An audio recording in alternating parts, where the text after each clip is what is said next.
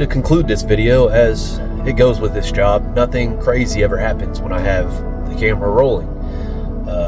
During this setup, the lower device that you saw me put out there for the cremation equipment started malfunctioning, and one side of the urn began to drop just a little bit on the side.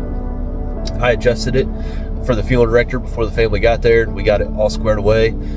After the service was done, I decided that I would mess with the gearing on it and mess with the straps to try to figure out why one side was lowering the way it was and not staying locked.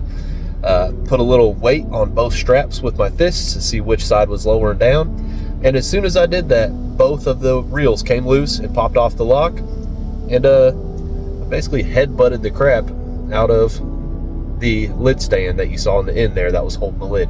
So just goes to show you can never be too careful. You might end up with a black eye and a busted nose. So everybody be safe out there while you're working.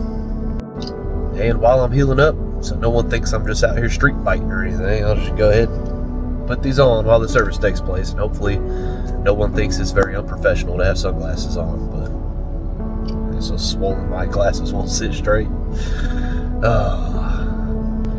But accidents happen, so it's just a reminder for me to be more careful. So thank you guys for watching. Take care.